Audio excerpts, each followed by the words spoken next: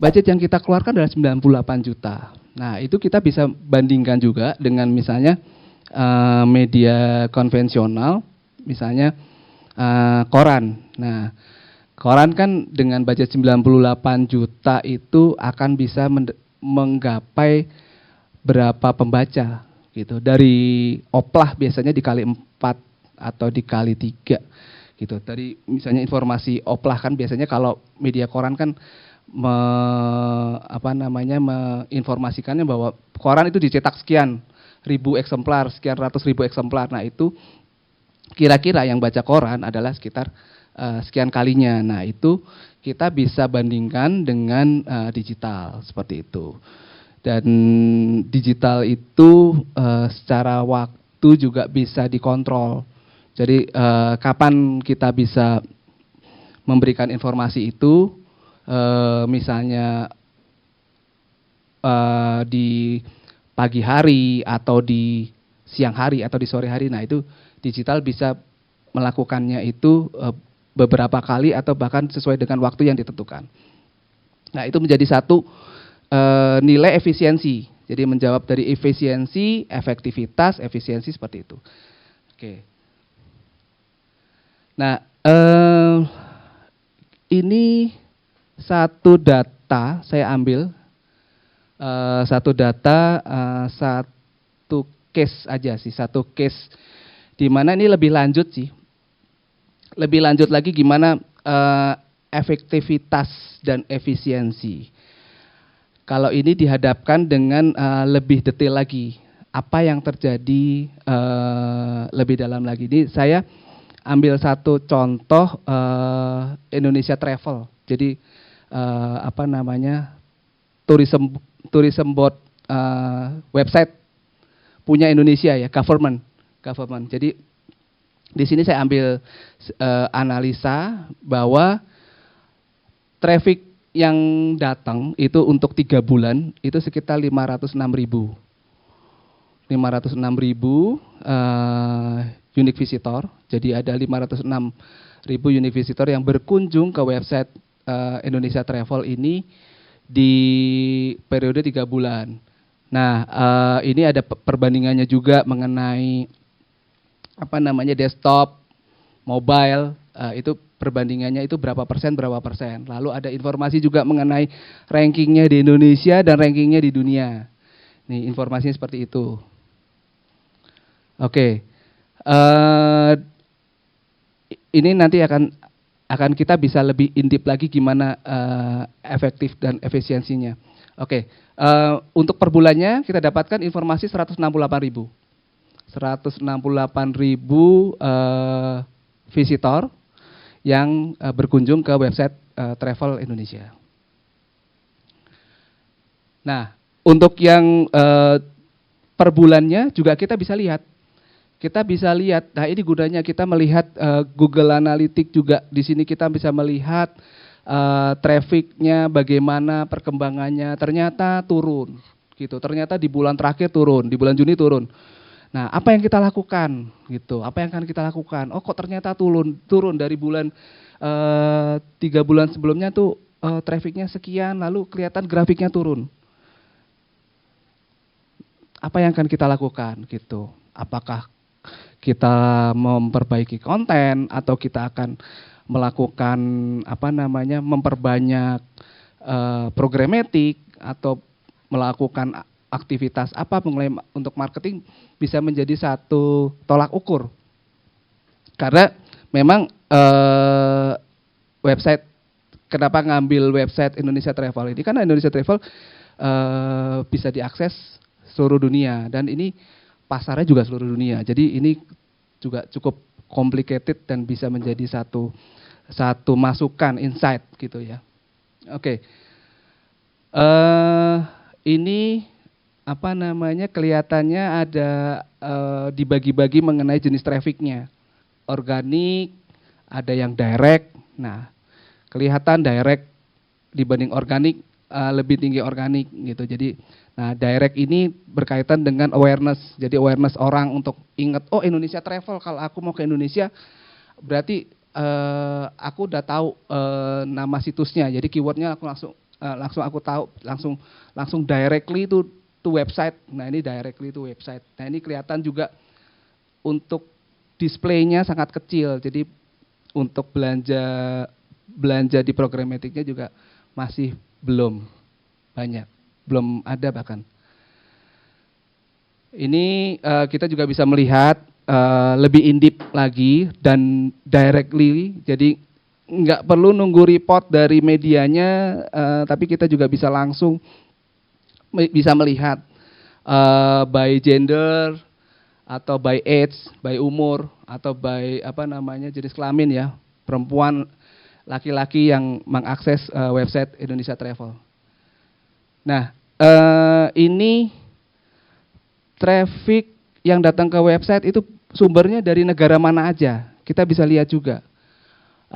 Ternyata Amerika nomor 2, Singapura nomor 3, gitu. Padahal mungkin dari sisi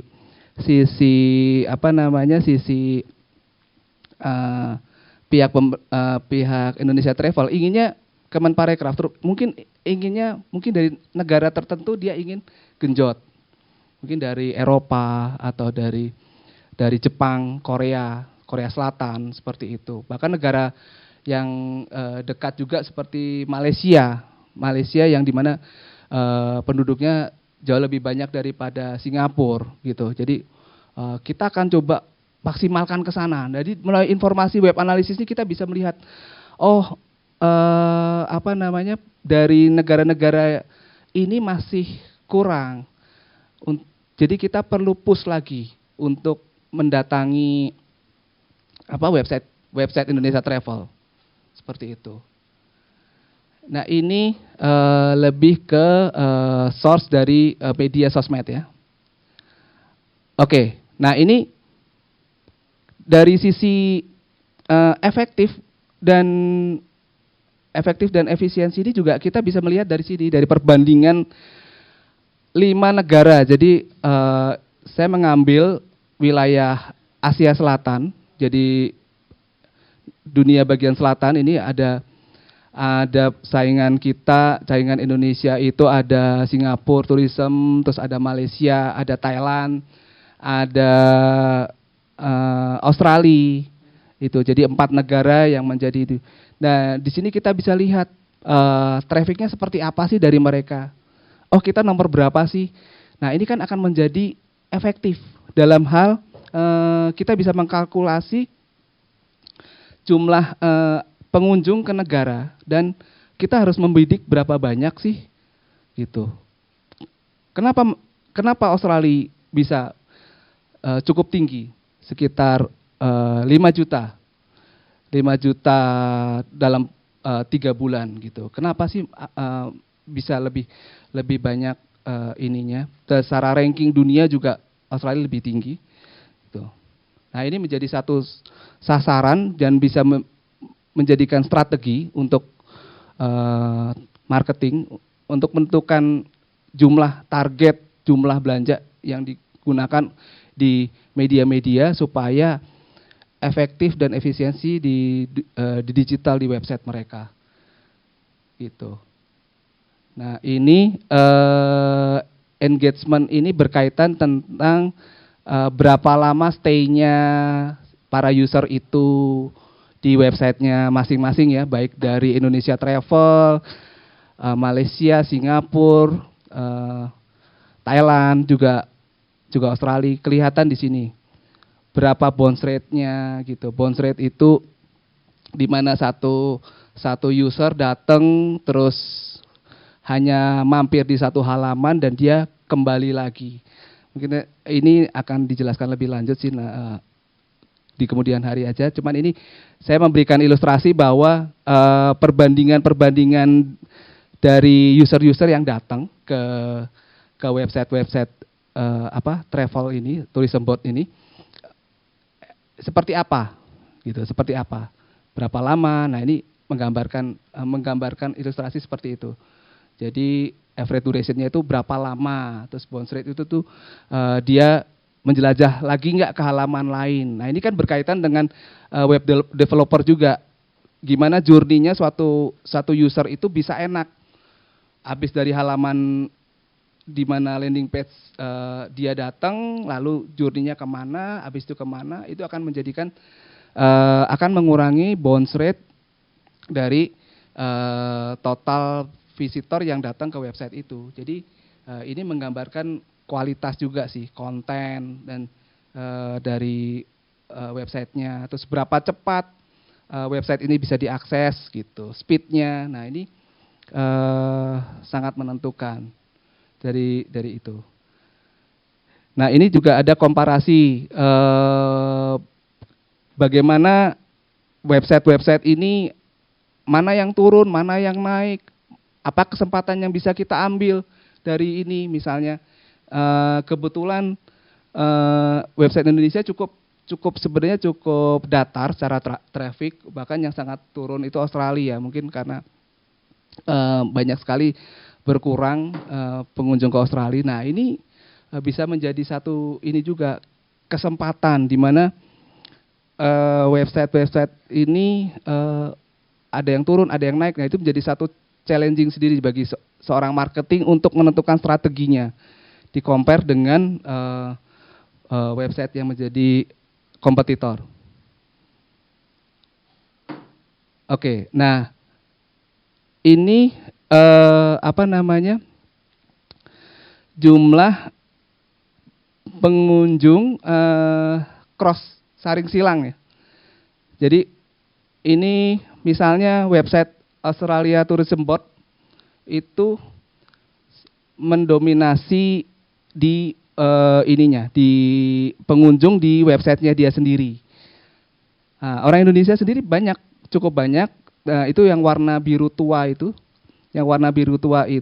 Indonesia. Jadi di kolom Australia itu yang kuning itu adalah pengunjung dari Australia, orang-orang Australia sendiri yang lihat ke website mereka. Lalu yang biru tua itu adalah Indonesia. Lalu kita lihat aja mungkin langsung ke